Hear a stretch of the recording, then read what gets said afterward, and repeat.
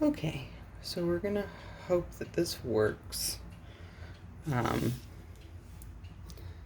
I was just musing on threads that I think corner to corner is a good starter for beginners in crochet.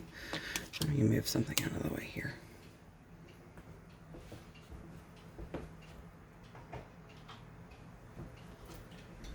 So I'm just gonna do a quick little tutorial and trying to set up the shot a little bit before I sit down. Okay. So I'm going to try and do this as if I'm teaching someone who's absolutely brand new, who's never done it before. So the first thing you're going to do is take your yarn with your tail pointed toward yourself and drape it over whatever your non-dominant hand is. You're going to wrap it around your first two fingers so that it crosses underneath, and then go underneath the first and hook and pull. And then you just drop and pull your knot, and there you go. And I like to pull on that end just to make sure it's nice and tight. So the first thing we're going to do is make some chains. To do that, once you have your slip knot on your hook, you're going to wrap the yarn over the front of the hook and pull it through that first loop. We're going to do that 5 times.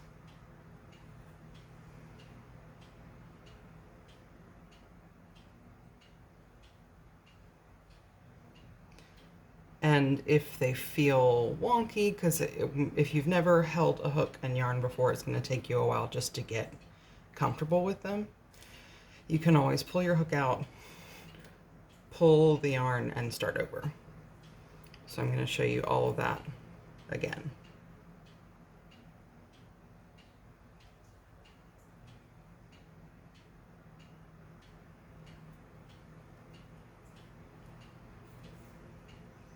Okay, and then start corner to corner with 5 chains.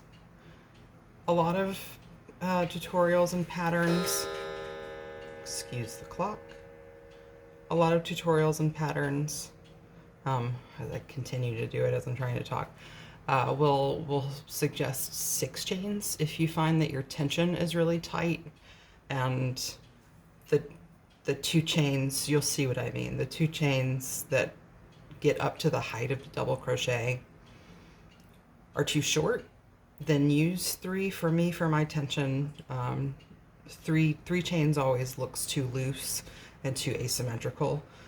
So this keeps the boxes tighter with less gaps in between. So you've got your 5 chains and then the loop that's on the hook. And you see there's little V's on the back like a braid. And then there's the bumps. And in these back loops, we'll count them 1, 2, 3, 4, 5. And this third one from your hook, you're going to loop just like when you were making the chain. Hold it there with your pointer finger. You can also hold the hook like a pen. I've never been able to figure out how to make that work for me. But if this knife hold feels awkward, try holding different ways and just pull the yarn the same way in the same pattern as I'm showing you. I know maybe that's hard to like translate if you're holding it differently, but just if you're starting out, don't try to literally copy absolutely everything someone's doing, because as long as you're making nice stitches, whatever you're doing and however you're holding the hook is the right way, I think. So in this middle chain, in the back bump, so you see your V's, and then you flip it over in these back bumps. You're going to push your hook under and hook a loop again. Pull that out from the back bump, and you'll have these 3 loops on your hook. You're going to pull up a loop, draw through just the first 2, and then do that again. And again, you can drop your hook and pull it out and redo all of this. Go back in the video if you need to. Go find somebody else teaching corner to corner if you feel like this is too slow or I'm explaining in a way that doesn't click for you. I am self-taught by the internet. And the biggest thing I found is that, you know, some videos and some approaches just work better for me. So check a bunch of different creators out. But I'm going to show you this again, because into the next bump on the chain, we're going to do that same thing of yarn over, into the back bump of that chain, pull up a loop, pull through, pull up a loop, pull through 2, pull up a loop, pull through 2, and that's your double crochet. In British terms, it's treble. It's another thing to look out for if you're starting. I'm just going to do this again. If you're starting, British and US crochet terms are different. So a double crochet in British crochet terms is actually a single crochet in US terms. So a double crochet, if you're in the UK, this is what you would call a treble. All right, we're going to chain 5 again now that we're here. And again, if you feel lost, if you want to start over, you can always pull it, you can always start again. If you get 3 or 4 rows in and you feel like you're finally getting it and the first couple rows look sloppy, start over. Definitely dedicate this first project to being about learning, not about making something that's even good. Because it's a good practice stitch. It's something that's a little bit difficult to start in, but is very teaching dense.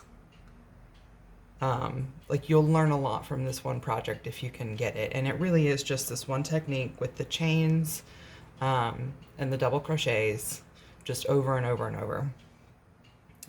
So this right now, as we're going off our first block, which will look sort of like a little half pill at first, until we start anchoring them into each other.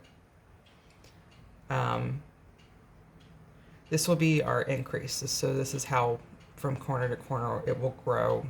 First, and you can use this to make shawls, and then I will go into decreases later. So right now we'll just focus here. So again, you have your 5 chains attached to your first box. Same thing. Yarn over into that middle 3rd chain, the back bump, pull up a loop and pull through, pull up a loop, pull through 2, pull up a loop, pull through 2. And you're going to do that on these last 2 chains as well.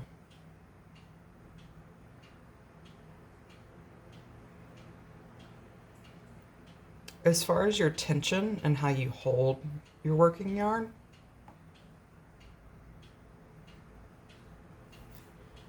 again, however works for you and is making nice stitches is what's the right way. But I tend to drape it over my pinky and then under and over my pointer finger. So between my pinky and ring finger, I'm kind of holding it and letting it in and out to control the tension here. And then I'm controlling the tension further with this wrap. So it's like I'm feeding yarn in through the pinky and back, and then on the stitch that I'm working on, I'm working the tension here. If that doesn't make any sense, just watch and feel. You'll understand more as your hands and your hand-eye coordination gets more familiar with what cat tax gets more familiar with what's going on. All right, I'm gonna pause real quick. Okay. So, and another thing I want to mention while I'm thinking about it before we get back to moving on to this row 2 is with different people having different learning styles and just needing to see often needing to see a bunch of different approaches to really start to understand like a new craft or hobby like this. Look at your local library branches.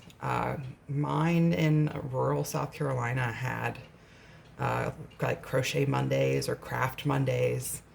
And it's just free to go in and sit and take your project, or they'll have a project for that week or a pattern, and you just bring in your yarn and tools.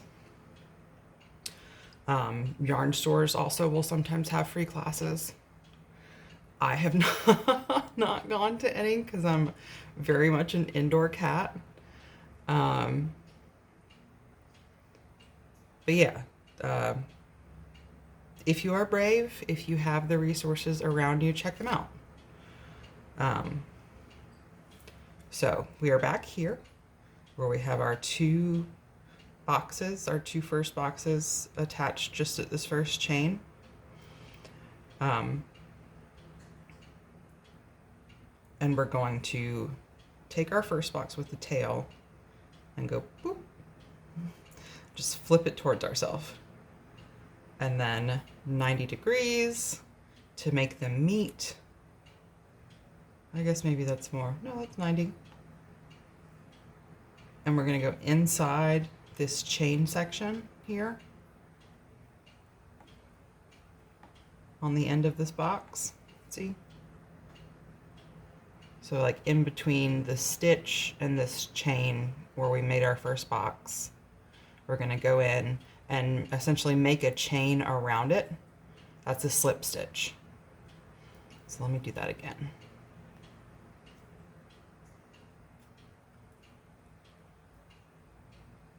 And actually here, I will do these last two double crochets slowly again. And hopefully this is, because I can't see the screen from here. So hopefully this all auto focuses and I've framed it up well enough. Into the back bump of that chain, pull up, pull through two, pull through two. And then once you have it so that this chain section can meet where your working hoop loop is at, you're going to go into that space, pull up a loop, and just pull it straight through the loop on your hook. Kind of tug to tighten it down, and there's your slip stitch. And then you're going to chain 2 or 3. Like I said, if you find that your chain feels too tight or too short for the double crochets, try 3 instead of the 2 chains. And we're going to double crochet around this space twice. And then the last one I like to anchor down into the bottom of this chain, into that stitch, right?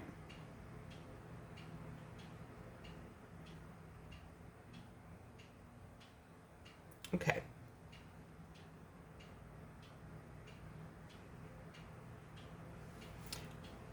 I want to pause, and you can too. I think a lot of learning crochet is also about being able to read your stitches. So let's say I looked at this and something looked wrong, and then I went and read my stitches and realized like, oh, I skipped a chain here. Let's say there were only 2 double crochets after the chain, right? I could read that I have 1, 2, 3, or that I only had 2 and needed 3, right? Maybe not right. That's what's so frustrating. I hope this is clicking for someone. Um, so I'm trying to imagine, you know, what as a beginner would I have probably run into with this. And I'm not like a, despite the fact that when I started doing this, I kind of felt my Appalachian ancestors running through my veins. Um, I started crochet, I want to say like seriously doing it, and where I felt like I actually understood how to do it was like 3 years ago. And I still feel like an intermediate beginner in a lot of ways. I think I could, and I theoretically understand a lot more stuff than I have the time or the spoons to attempt, or the bravery, I guess. Um,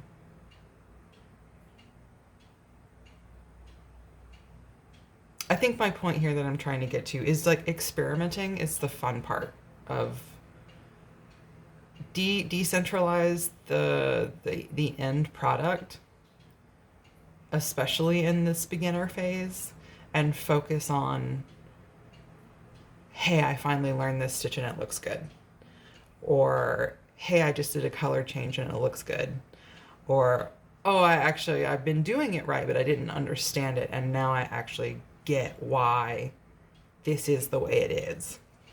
Um, because once you learn the basics, and if you're brave and creative, you can just make shit up.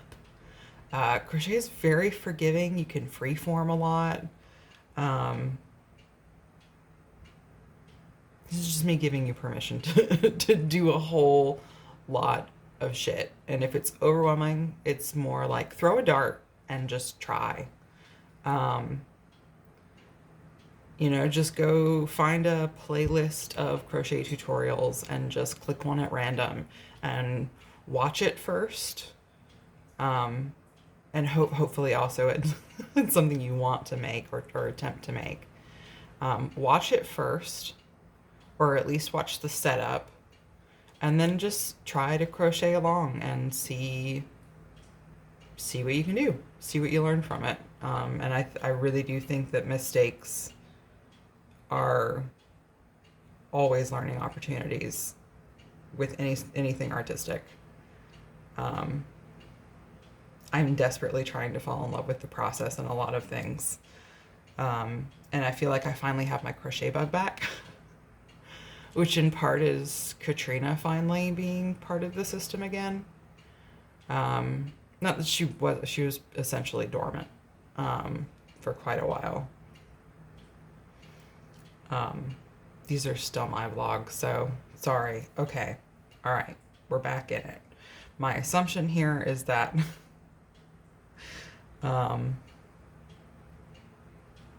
you are redoing or catching up to here. So I'm going to do one more row with you.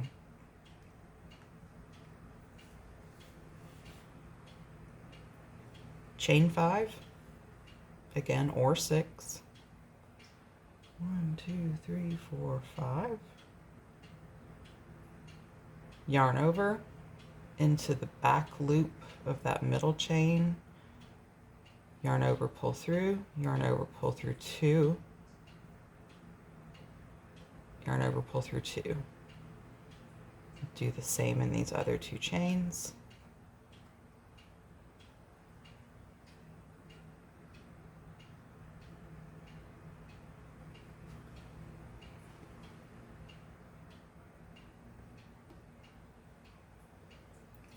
And then when you've got it like this, you're gonna flip your non-dominant side and into, you kind of can go in blind a little bit and your hook will find it, to go in underneath this chain space at the top of the block next to it, to pull up a loop through, and then through the loop on your hook and tighten that down to slip stitch and anchor it.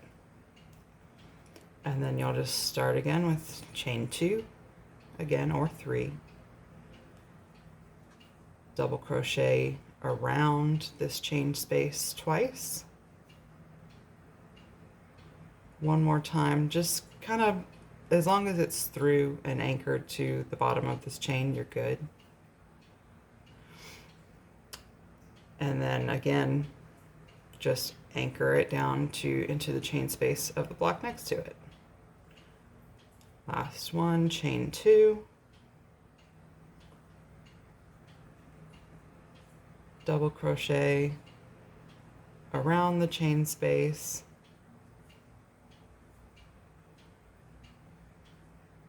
twice, and then one last time into the bottom of that chain to anchor it. And that the anchoring on both bottom corners of these boxes will help it, square up as you continue. Around row 5 or 6 is where it starts to look like something. It's gonna look a little bit, it's gonna have a little wonk to it. Just this stitch in general. If it feels especially gappy or loose, it might be your combination of yarn and hook. So you might want a smaller hook or a larger weight yarn. I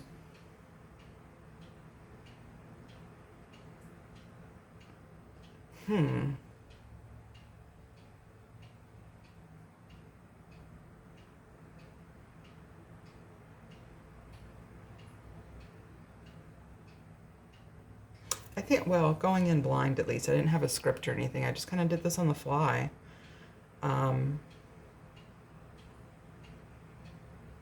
Yeah, I think that's about it. I will do another quiet, and I'll try to do it pretty slow, and hopefully, like I said, I can't see the screen, so hopefully when I watch this back, it's visible and not super blurry and even in frame. So I'll do a row 4 just quietly.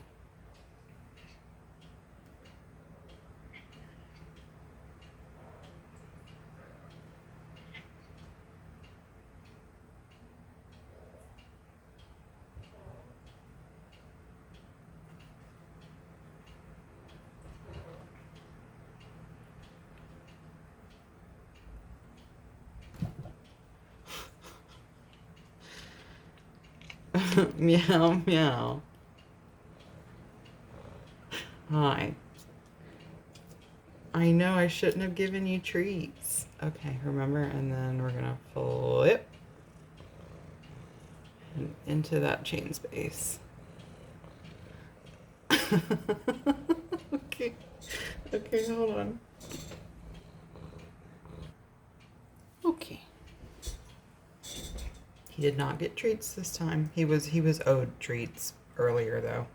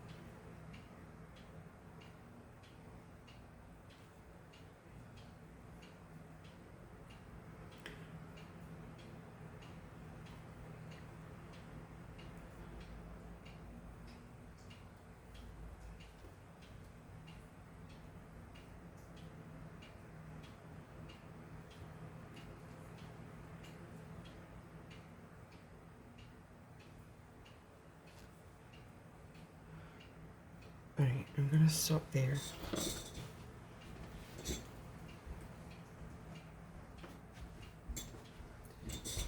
Because I realized we have a bigger piece. And maybe actually this will be easier to see with a glittery background.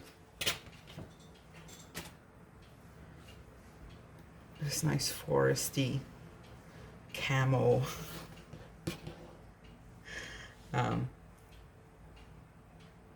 But you see the texture and how, especially on a variegated, like printed yarn like this, it just creates a really nice density. And this is in a 4 weight, just a medium gauge yarn.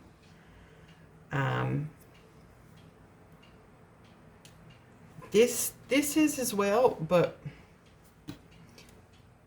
they're definitely a different quality.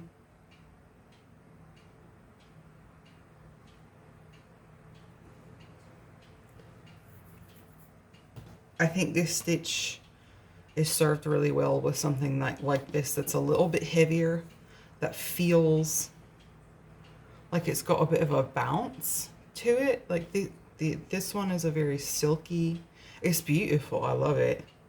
And it's not doing too bad with the example. If you're like, why the fuck did their voice change? We have DID. This is just our life.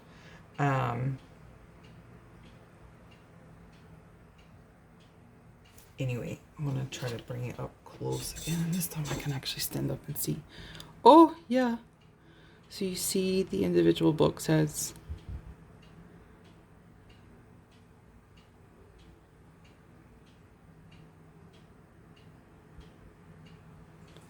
it's a lovely stitch. And I believe in you. I think that if you can get past the intimidation and the awkwardness of the first few attempts, you know, try the first few rows, like 3 or 4 rows, frog it, try again, frog it, try again, and then keep going. Or wherever you start to feel like you're comfortable with it and it's looking more like something you recognize. That was Kiva. This is Katrina. Anyway, yeah, literally think of it as practice. That you can Control Z and just frog it if it's not looking the way you want it to look. And really use the way it looks just as a gauge of how well you're doing, that it visually tells you, hey, do I look like what you attempted to make? But really focus more on how competent and confident did I feel making that? Do I feel like I understand why I had to do it that way, why it's done like this, why there's the potential variation with the 3rd chain, why you anchor it, like the boxes with the slip stitch, and then with this 3rd chain, or 3rd double crochet, excuse me, into the bottom of that chain.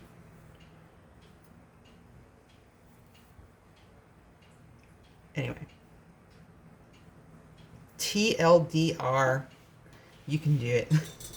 You can do it. It's especially if you already know you're the kind of person, which we are in a lot of ways, of if you're not good at it immediately, you hate it and you don't want to stick with it and you feel stupid. Just try. Why is it the word try that shakes this out of her? Interesting.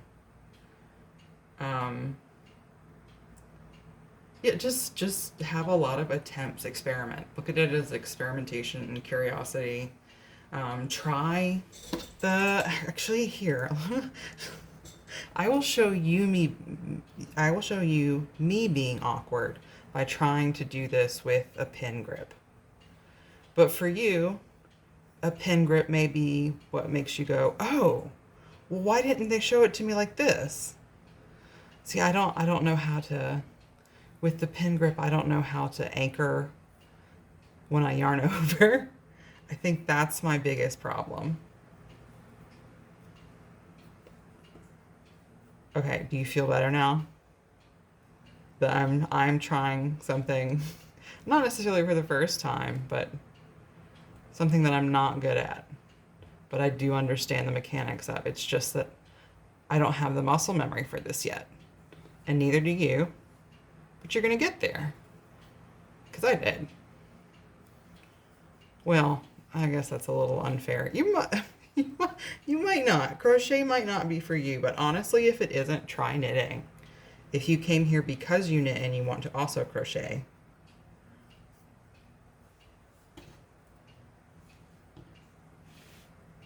condolences. Um, anyway, and lastly, just because we're here, this is a little painting that Quinn and Moss and River did together with gouache. It's very like layers of the earth, but also inspired by like the stratospheric banding on Jupiter and Saturn. Okay, that's it. This was more a vlog and ramble in the end. But honestly, this is my first attempt at a tutorial.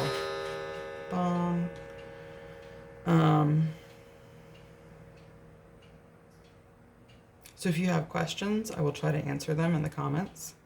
If you have suggestions on, hey, it would really help if you had done this, or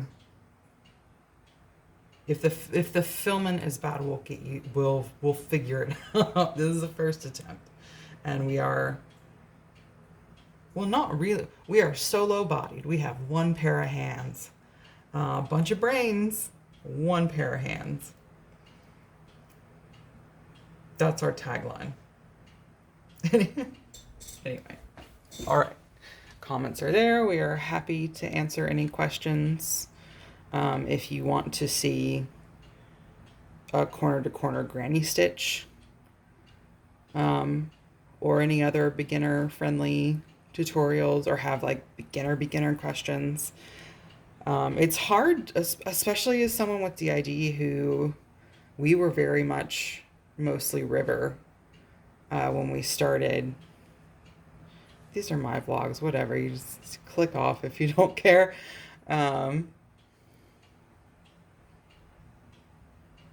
River really started. River and Sunrise were kind of the start of the shop, and crochet, and then it was kind of Katrina and Moss. So it's difficult for us when River's sort of dormant right now, and Sunrise is very busy and off to for all intents and purposes dormant.